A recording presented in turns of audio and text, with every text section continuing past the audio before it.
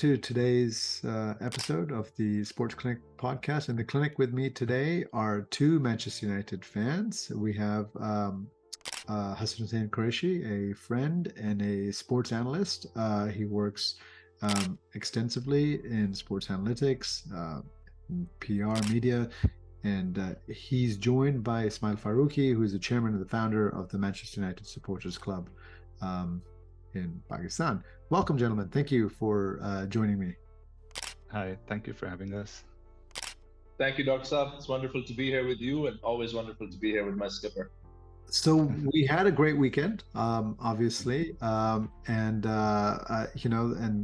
immediately was struck by the poignant "this is for Kathy" moments. Of course, Ismail, you're probably too young to remember Steve Bruce, but Hussein, Saab, and I remember Steve Bruce.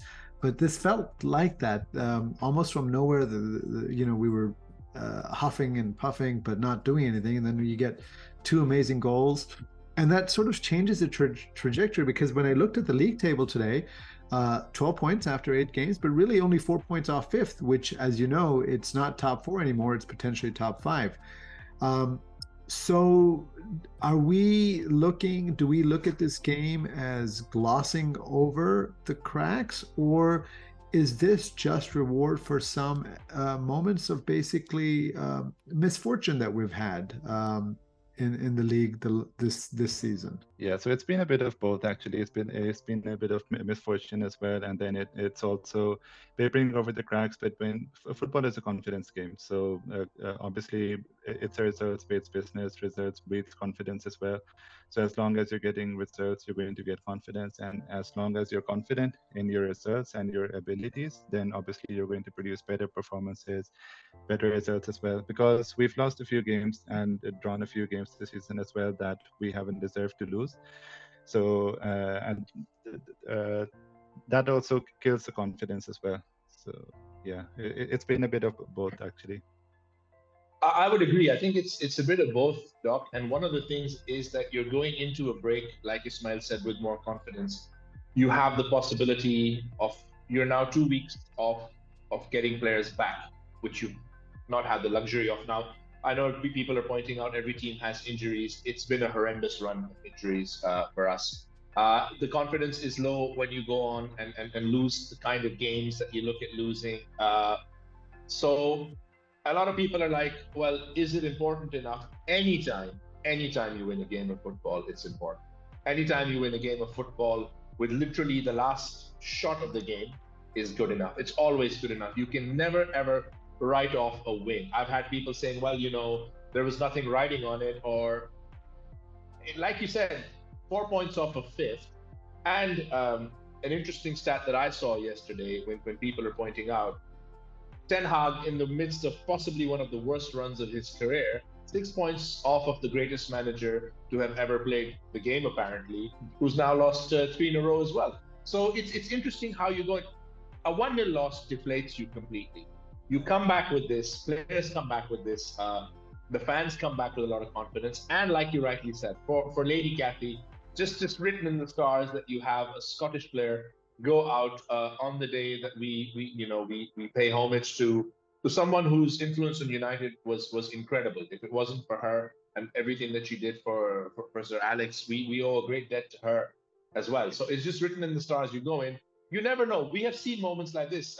We were talking about Steve Bruce, though. We talk about Lee Martin. We talk about the fact that people keep saying if that goal hadn't gone in that replay, we may not have had Sir Alex. So it has the potential to become a game-changing, a season-changing moment. Up to us, obviously, to do that, and just enjoy it for what it is. I think people now take too much, enjoyment out of the game. Oh, it's just a last-minute winner. It's incredible to have a last-minute winner. It's always incredible to have a last-minute winner. You cannot put a price on it. And if you're like, it doesn't matter in the long run, you need to stop being so sad in your life. No, I agree with you. Every game matters. And more importantly, as you go into an international break, unfortunately with United, there's so much noise. We would have had 2 weeks basically of a forensic analysis of Ten Hag, comparing him to Oli in his last year, Mourinho in his last year, Van Gaal in his last year. Is this time for him to go? You would have had votes of confidence coming out, statements of support coming out, which is, that's the death knell. And now at least some of that is quietened, because a win like that, doesn't matter how it comes about, at least silences that part of it. So I do think that's very important. And for fans to say, we played poorly, it doesn't matter. It's how a win is a win. 3 points, give it to me anytime.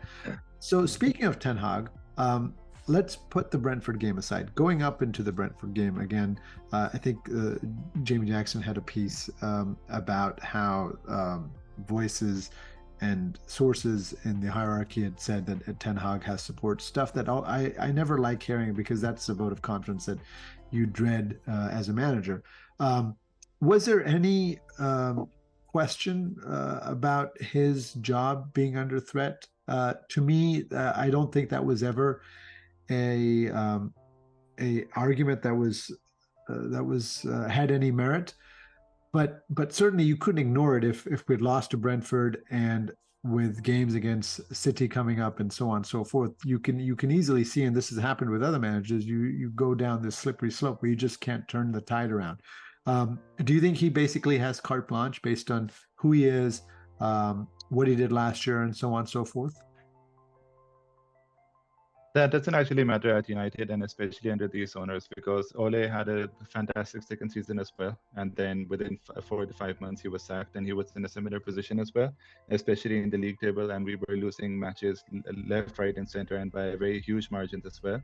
So Ten Hag hasn't been at that stage yet, because, as I said, Ole was losing by big margins, but we're losing by bare margins, especially with the refereeing decisions as well.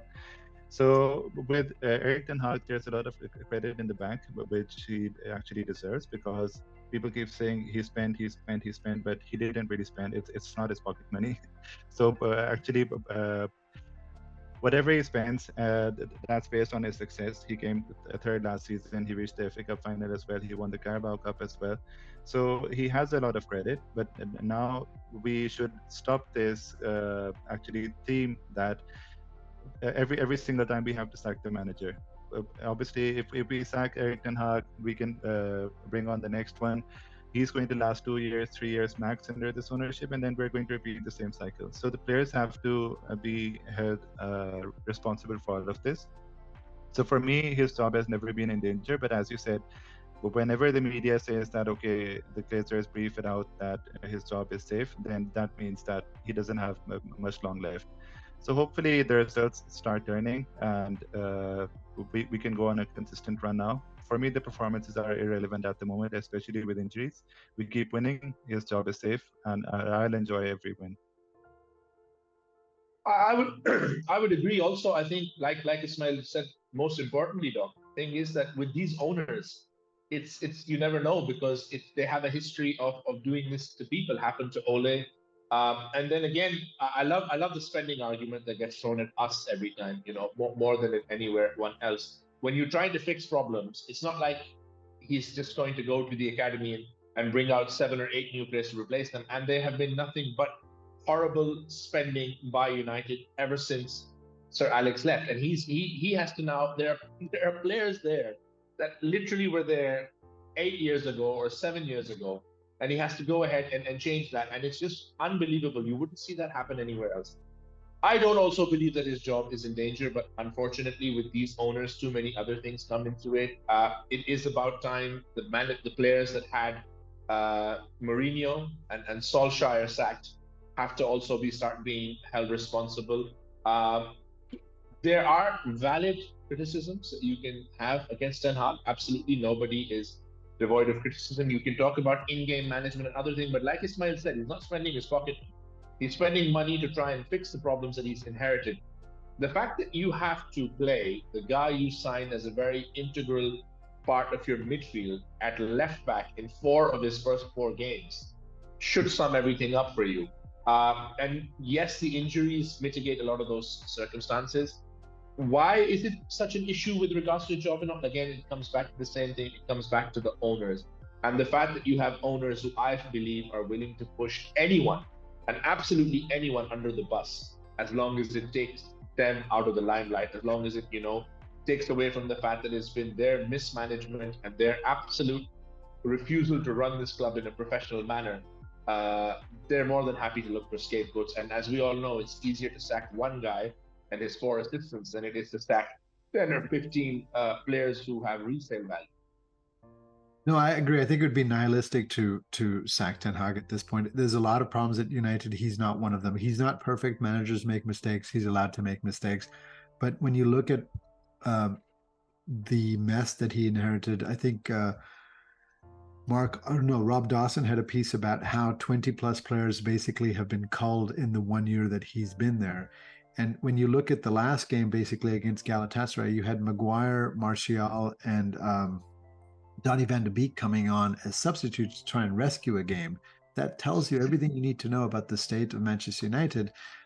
You have Evans and Maguire starting a Premier League game.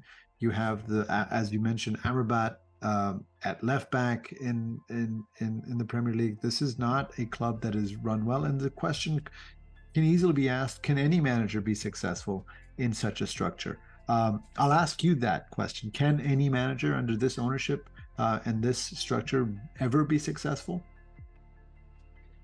Under this ownership, it looks impossible because the problem is that, and I'll go into a bit of detail, that if, I'll just name specific signings to start off with. Anthony, everyone says is a flop, is overrated, is this or that. Anthony, I remember last summer when we first registered our interest, he was available for 40, 45 million. And even at that time, Ajax and their fans were like, oh, you're paying too much.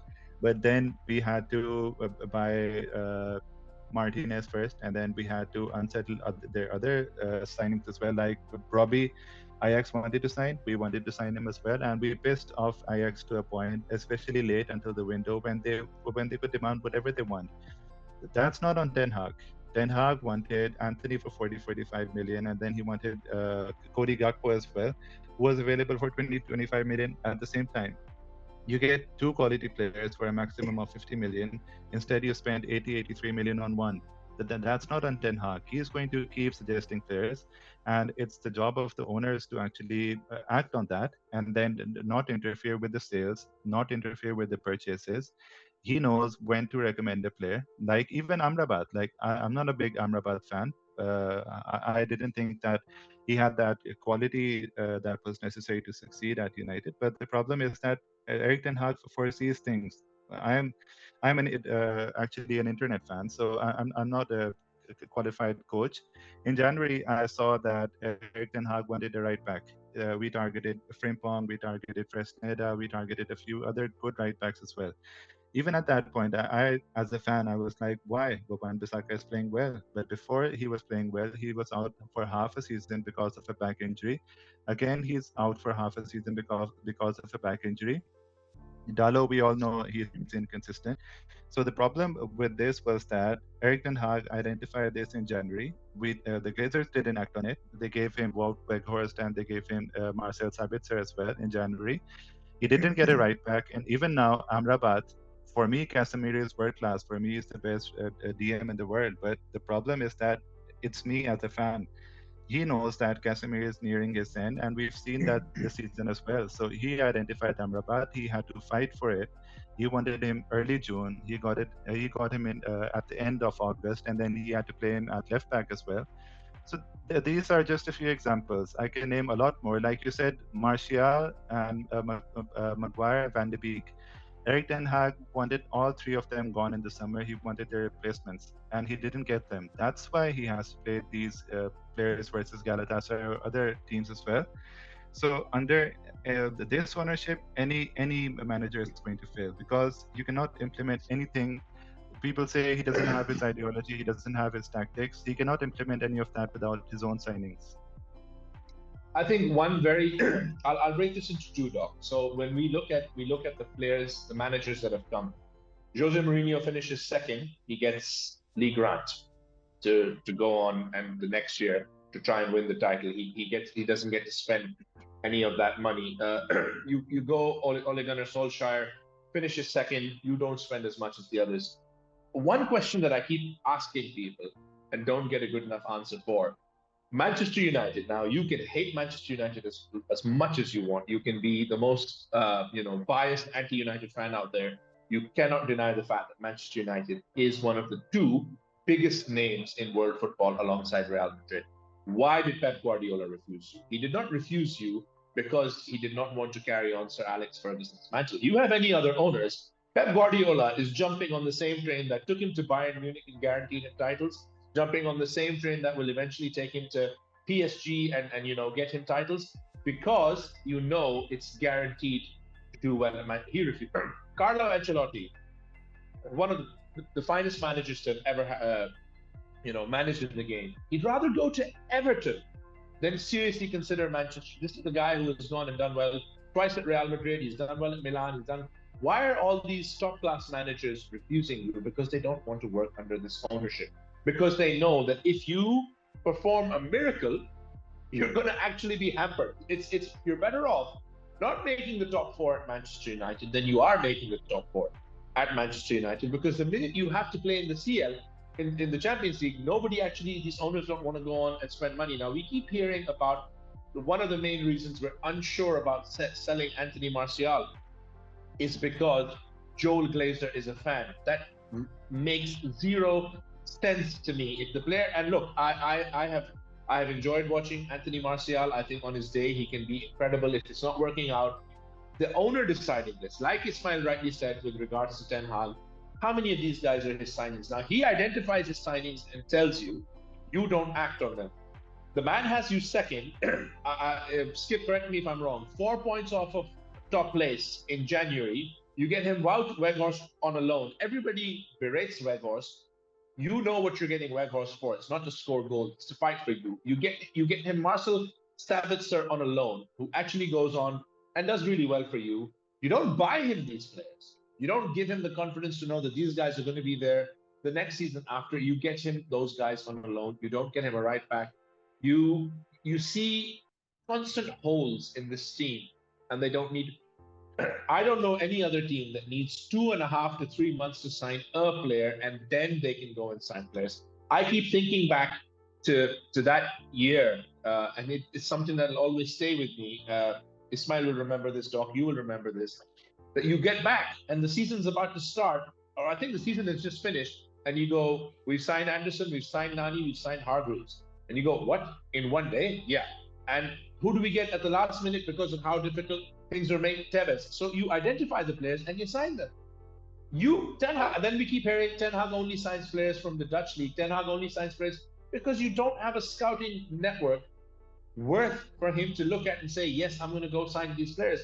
And now you're finding yourself putting incredible pressure on young players like Kobe coming through, on other young guys coming through, which he's trying to manage. Ten Hag can make his life easier, throw a half unfit Kobe Mainu in there, but he knows he's going to ruin it for potentially a gem for Manchester United. So none of this is on him. It's all on the owners.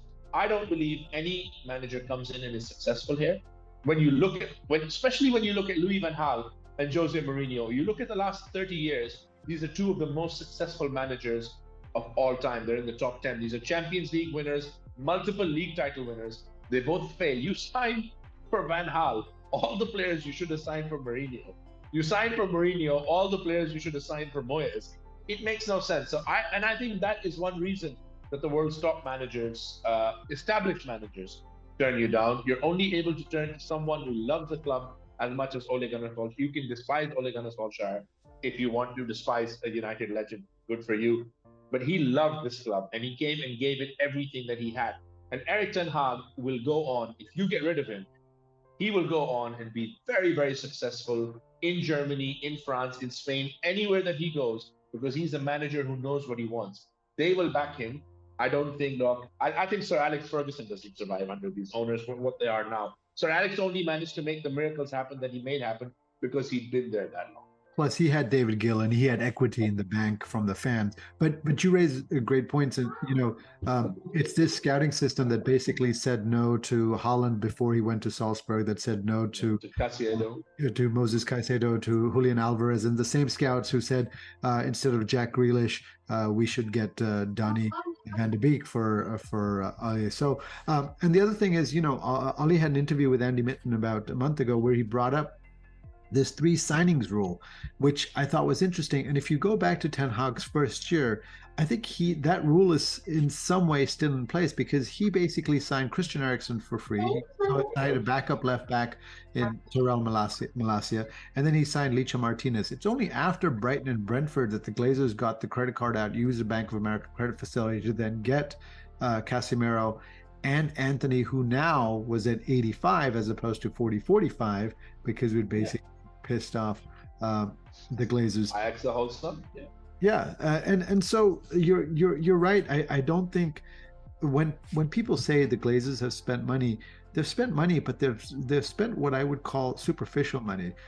You look at our lack of sports science, our lack of basically a basic medical department. You look at the lack of analytics, the lack of the scouting system, and to me, this is because when the Glazers look at this, they don't see a return on investment. This is not something you can market. This is not something that you can sell. This is something that you have to basically invest in to get incremental, basically, benefit. So if someone asks the Glazers, well, if we spend 200 million on a world-class training facility, but that means we get, instead of going fourth, we go to third, they'll be like, why would I do that? What's the difference in coming third versus coming fourth? And it's you get the same amount of money. Right.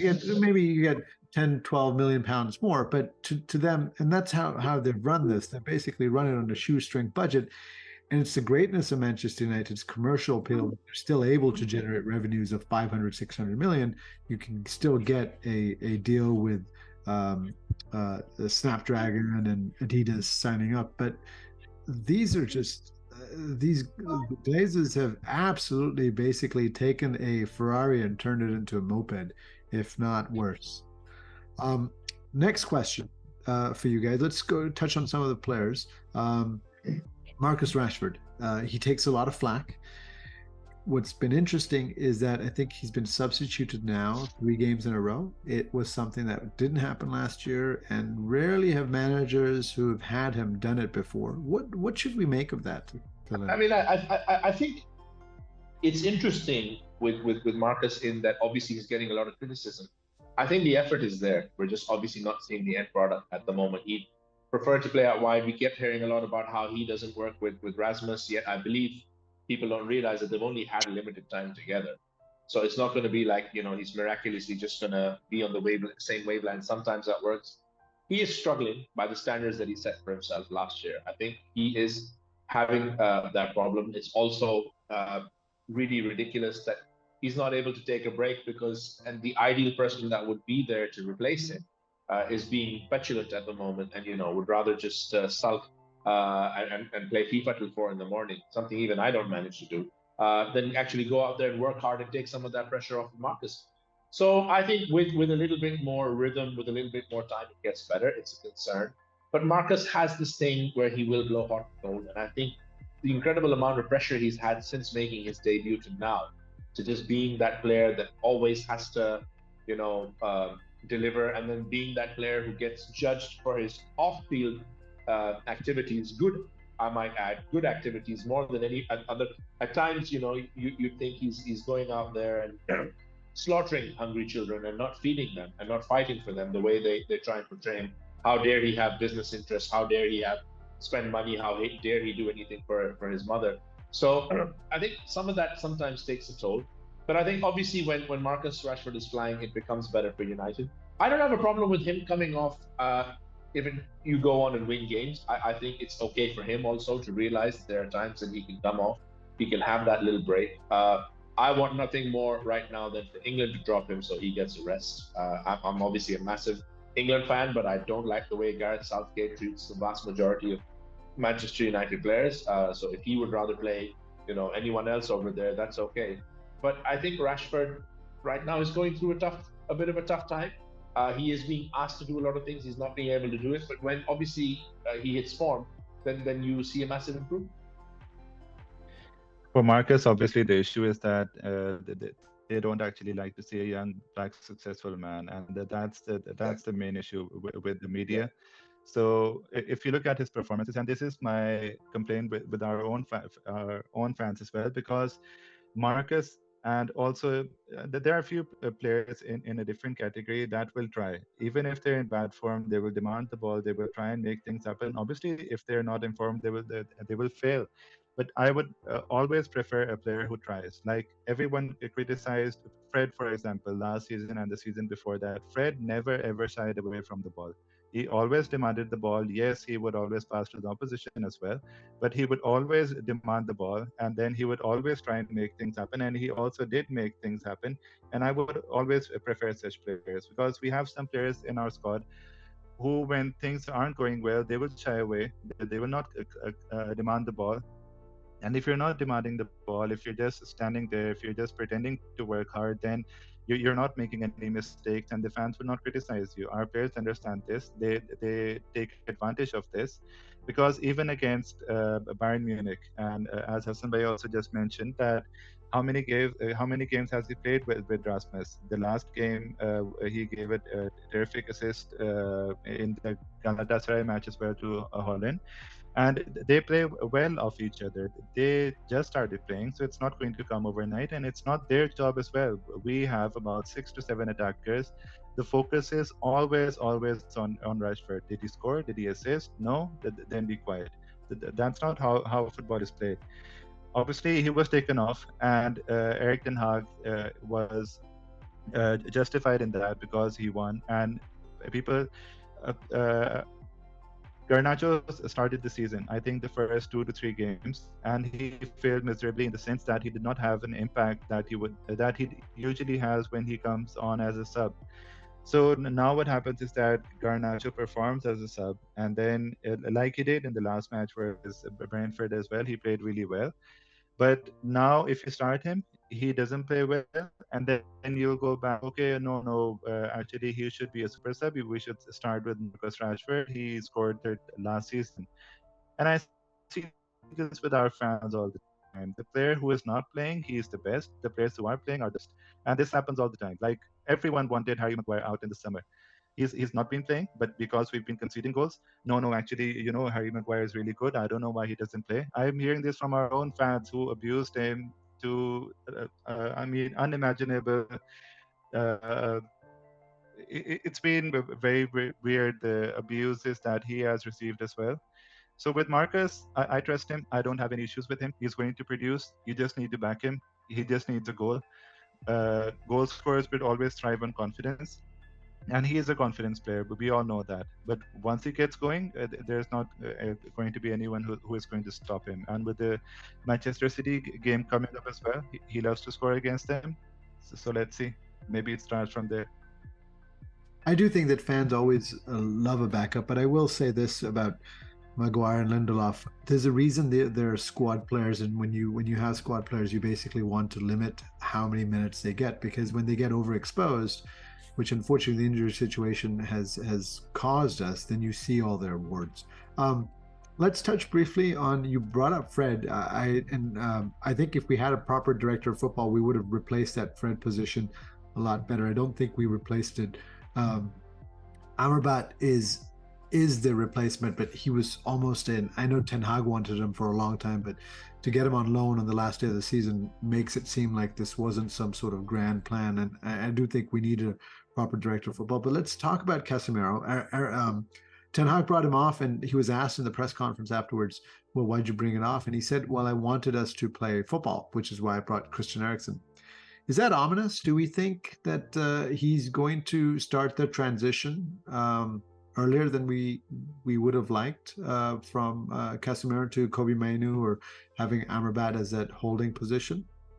Or do you think that was just lost in translation with now, although his command of English is good, I think he misspoke. No, actually, I read the full quote as well, and he said that he wanted to play football, but he also said that he wanted someone who could assist, even though Casemiro has been our top scorer this season, but it's not really his job. So it's a bit of both in the sense that he's looking to replace him. He's also looking to replace Varane as well. So he's not going to be the only one. He wants to go forward with a more youthful-looking Manchester United side, and in that sense, Amrabat he always wanted, but Amrabat really you can say is a downgrade on De Jong, who we wanted last summer. He's not as good a passer. But with regards to the replacement for Fred, it's going to be Hannibal. So he has the same qualities as Fred did. He's more efficient with the ball as well. So probably, but we can never trust whatever Eric Ten Hag says. He's been like that since the start. He will always back his players, but in the end, when the summer comes, they're the first ones out of the club as well. I think with Casemiro is interesting in that we haven't really had an opportunity to see Casemiro with Amrabat behind him. I think, like Ismail said, Casemiro has shown this season this incredible change to his game that I don't think we've seen since what was it his Benfica days, where he's scoring goals and creating goals. So with Amrabat behind him, we might see Casemiro doing more of that. It's clear that he's struggling to do the the wall side of things, being that defensive linchpin that he was at Real Madrid. Also, a very different league physically. He's obviously now the wrong side of 30. But I think we might see more of Casemiro higher up than we're used to if Amrabat is playing in his regular position and not playing as a makeshift left back. We might see Casemiro in a more energetic midfield, which is where Kobe comes into the situation or Hannibal comes into the situation. But yeah, long term now you have to look. You have to look at especially with Saudi money available. You have to look at the possibility of moving on both Casemiro and Varane for big money for both of them and for yourselves. The only criticism can be this absolute one can say determination or as we say in Urdu, deedpana, to go after De Jong, who it's clear just does not want to come to us. I think you can find other players who would be more interested in coming And I think and that's also involve them. where the director of football and scouts come in. If we had a proper structure or somebody who knew football, they could Yeah, say, Eric, I know you want him, but I think we should move here because we've basically wasted 2 months of the window and we're losing options. And I think it goes back to stuff we've already said. In this structure, where basically the manager is the only one in the firing line, the owners and everyone else from Richard Arnold well, I behind can I the can give field. I can give you an example, Doc, with regards to for something like T20 cricket. It's not always to the coach or to the manager. They don't always have a particular option. Even at Multan, we always had 3 or 4 options for the same player.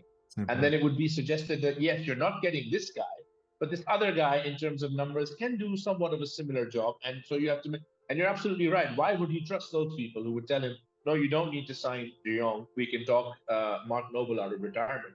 So I think when you're looking at things like that, you just don't want to go down that route, and I don't blame him. And I don't know how much truth there is to rumors that we're being linked with a director of football. I think we used to work with Diego Simeone. But only when those kind of people come in and offer their professional views will he take it more seriously than what he has to work with right now in Murto and the other guys. So last player question, Andre and Anna. My own thought is you have one goalkeeper. And when you have two goalkeepers, that means you have none. Being a Manchester United goalkeeper has never been easy. It's never been easy for anyone, and it won't be easy for anyone, especially with the legacy that David De Gea has set. It's going to be really difficult to actually continue with that. So with regards to the legacy that De Gea has set, and that there have been a few limitations, but we must not forget the wonderful job that De Gea did, and obviously that people say that he was just a good shot stopper. It wasn't like that. When he came, I vividly remember that when he started passing around to the right back, to the left back, and Onana is also struggling in this, even though he's a good passer. We don't have people who make off the ball runs. So I know I slated as well De Gea for his lack of passing range, his bad passing as well. But I've seen Onana make the same mistakes. So I don't really put it down completely on De Gea. Obviously, he needed to work on it as well. but it's also on our off the ball positions. And that's a complaint that I had from every single manager, I think, apart from Ole, because under Ole, I saw an energetic United side that would work hard for each other. But even under Ten Hag, I don't see it. I mean, that's one complaint I have from Eric Ten Hag. We can only see the best of Onana once we have off the ball runners, people who are willing to sacrifice, people who are willing to run and make spaces so that Onana can find you. Because if you make spaces, then Onana has shown this season that he's going to find you. Even against Brentford, he hit a really good ball ahead. I think it was to Marcus, and it bypassed their defense, and we missed the goal. It was our fault, but eventually, Onana will come good. The problem with his shot stopping is not really a problem. Obviously, as I said, football is a confidence game for managers, for players, for goalkeepers, for everyone. Once he makes a series of good saves, once he starts keeping clean sheets, and who knows, it might be before AFCON, after this break, who knows when it's going to come. But it will come because he has quality. He's not as bad as he's shown to be. He will improve a lot, and I have a complete faith in him. Mostly the calls, the criticism, the abuse he faces is because of how good David De Gea was. But how good he was about 3 to 4 years ago. He hasn't been good in the past 3 to 4 years. We know that. That's why we replaced the keeper. We were happy when he left as well, but eventually you need to give everyone time. You can sign anyone. You can sign Allison from Liverpool as well if that was ever possible, and he would struggle as well at the start because being a Manchester United goalkeeper is a very difficult job. Heavy is the crown that wears the head. And I actually think that the most important person for Onana is Licha Martinez. He sort of, his skill set, his ability to take the ball off, carry the ball forward is key to all of this. And I don't think you can ever see the best of what Onana can do and the best of what we can do moving back to front without him and a healthy him back in the lineup. You're also you're also looking, Doc, at someone who's faced a hell of a lot of shots since he's come in. He's constantly facing shots. You're judging him on those things. How did Manchester City fix that with Ederson? They bought players who made sure he faced less shots and was able to focus on that side. It's early days. I like that he doesn't shy away from his mistakes. I like that there is an innate confidence that he has in himself. I don't think he's someone who's going to be very bothered with all the memes and the jokes and things like that. He wants to prove himself. This is someone who's worked very hard to get to where he is. And he's going to keep working harder. And I will judge him more when he's got his full back four and a proper DMF in front of him. And if he's still dropping clangers, if he's making horrible mistakes, then he knows he's going to be out. So whether he's Andre Onana or whether he's anyone else, so I'd like to give him time. I do believe what he brings to the team, like Ismail said, when he finds those players who are willing to take those things. This was someone Pep Guardiola literally singled out before the Champions League final as someone he feared, not just because of what he could do with his hands, but what he could do with his feet. So there's clearly an opportunity to go a very different way.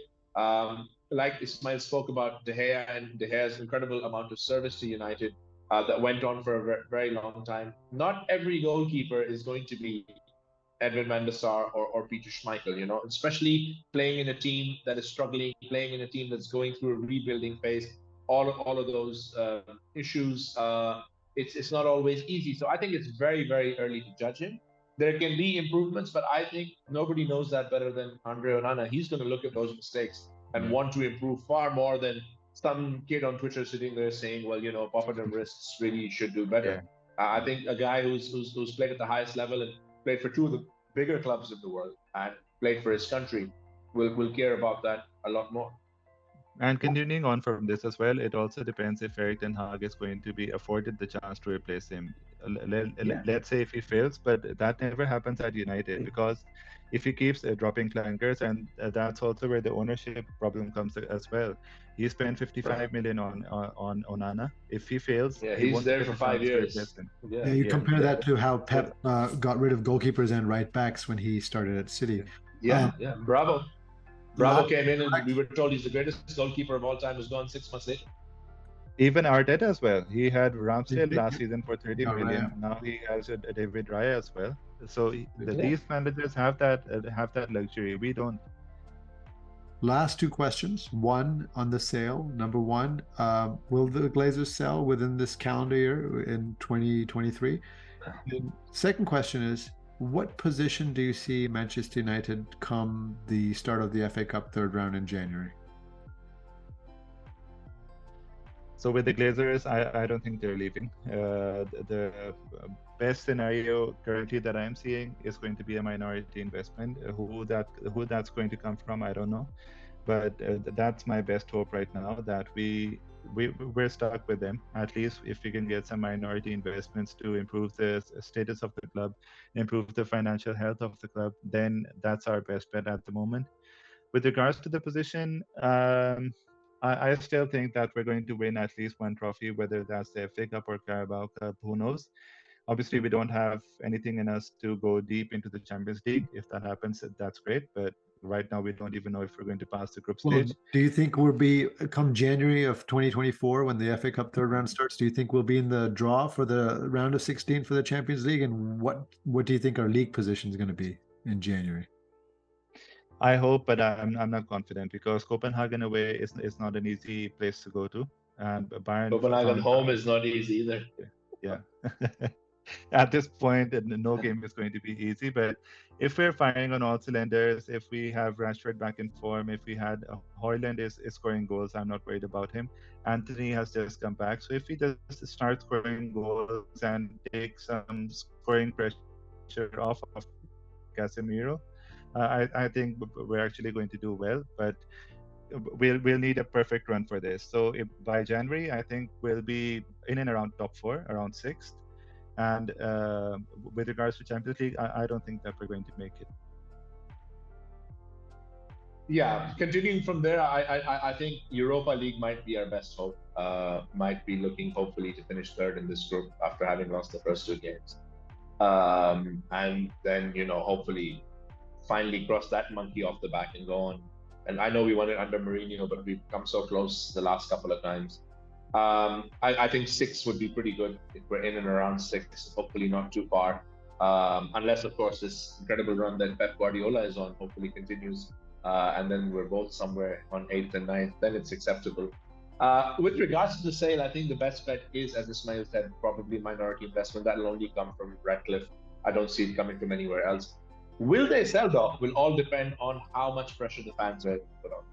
They panic when there's pressure. They panic when they realize, unfortunately, the biggest curse of Manchester United's popularity is 88,000 people can say we're not going. Another 150,000 people will show up saying we're happy to go. So it's a double-edged sword for us. All of us, everyone with the season ticket can say, right, I'm going to boycott the game. And there will be flight loads of people from Ireland to Japan to China to Africa just willing to come in and go. So I think the Glazers work on that. You will need to see bigger protests. You will need to see greater pressure on them to go, because as something maybe a lot of non-United fans don't realize, they have not put in literally a single rupee into this club, and they've been taking out dividends. It's the best ownership model for an owner in the world, where you keep living off of money without putting anything in. They get to come in and demand $6 billion for not putting in anything and walk away with it. So obviously there is no lack of greed when it comes to the Glazers. I think the sale, I don't see it happening. Eventually, though, if the pressure keeps mounting, if the groups like the 1958 and others keep pushing for it, eventually, but right now, like Ismail said, the best we can hope for is a minority stake. And seeing what an incredible job Ratcliffe did at Nice, I'm so obviously excited that it's going to be him coming in with a minority investment in which we might see the roof not leak for a couple of games. So it doesn't look good. And, this affects players. The fact all of this going on in the background affects players, affects managers, affects staff. They're not sure what's going on. It's just a club, world in this toxic sort of whirlpool that constantly just keeps dragging you in. I think what they manage and what Eric Ten Hag and his staff manage in what is going on around United is pretty amazing.